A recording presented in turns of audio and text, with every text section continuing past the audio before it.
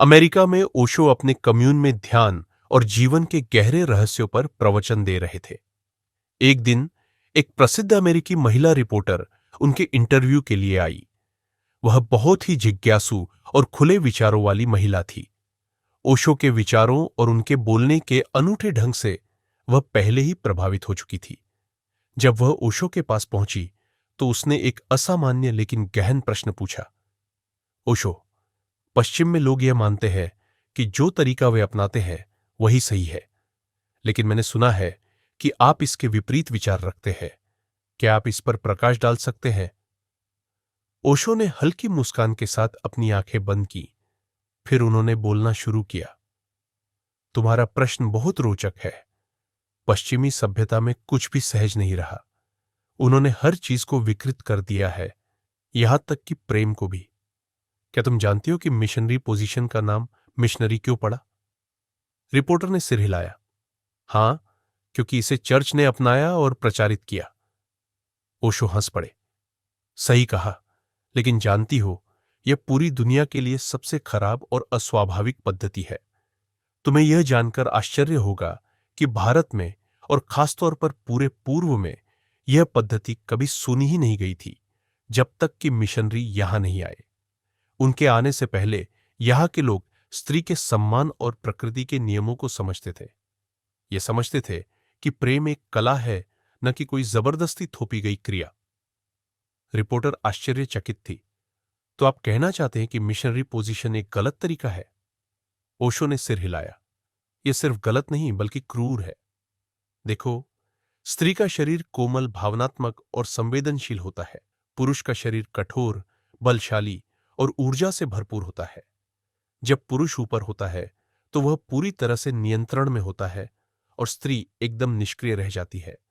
यह एक तरह से स्त्री के अस्तित्व के साथ अन्याय है। तुम समझ रही हो ना? यह पूरी तरह से असंतुलित व्यवस्था है। रिपोर्टर को यह सुनकर दिलचस्पी बढ़ने लगी। उसने आगे पूछा, लेकिन ओशो, पश्चिम में तो इसे ही सही माना जाता है। फिर इसका सही तरीका क्या है? ओशो ने गहरी सांस ली और बोले, प्रकृति का नियम देखो, सृजन का मूल आधार देखो। जो देने वाला है वह कम ऊर्जा खर्च करता है और जो लेने वाला है उसे पूरा अवसर मिलना चाहिए। स्त्री जब ऊपर होती है तब वह अपनी गति को नियंत्रित कर सकती है। वह अपनी इच्छानुसार इस पूरे अनुभव का आनंद ले सकती है और वैज्ञानिक रूप से भी यह सिद्ध हो चुका है कि जब स्त्री ऊपर होती है और सक्रिय होती है तो पुरुष देर तक टिक सकता है। अन्यथा पुरुष जल्दी ही चरम सीमा पर पहुंच जाता है और स्त्री को अधूरा छोड़ देता है। यह केवल शारीरिक ही नहीं, मानसिक और आत्मिक अनुभव भी है। अगर स्त्री अपनी चरम सीमा तक पहुंच जाए और पुरुष भी उसी क्षण तक पहुंचे तो दोनों के शरीरों के बीच एक अद्भुत ऊर्जा का मिलन होता है। यह केवल संभोग नहीं बल्कि ध्यान का रूप ले लेता है। रिपोर्टर ने ओशो की बातों पर गहराई से सोचा।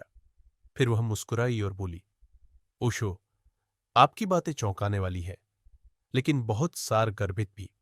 अब मुझे समझ आ रहा है कि पश्चिम प्रेम को केवल भौतिक क्रिया के रूप में क्यों देखता है, जबकि आप इसे आध्यात्मिक अनुभव मानते हैं। ओशो हंस पड़े। यही अंतर है। पश्चिम ने सब कुछ बाहरी बना दिया, जबकि पूर्व ने हर चीज को आंतरिक रूप से देखा। इसलिए प्रेम भी एक ध्यान बन सकता है अगर उसे सही तरीके से किया जाए। लेकिन अफसोस, पश्चिम में लोग इसे समझने के बजाय इसे बस एक शारीरिक क्रिया के रूप में देखते हैं और जो चीज प्रेम हो सकती थी वह बस एक बोझ बन जाती है। रिपोर्टर ओशो की बातों से बहुत प्रभावित हुई। उसने कहा, ओशो, आपने मेरी आंखें खोल दी।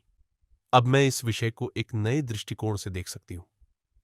ओशो मुस्कुराए और बोले, बस यही मेरा काम है, लोगों की आंखें खोलना। लेकिन याद रखना, सच्चा प्रेम कोई तकनीक नहीं बल्कि एक कला है। इसे यंत्रवत नहीं बल्कि पूर्ण चेतना से किया जाना चाहिए। तभी यह ध्यान बन सकता है और तभी प्रेम प्रेम कहलाएगा। रिपोर्टर ने ओशो को धन्यवाद दिया और वहां से एक नए दृष्टिकोण के साथ वापस लौट गई।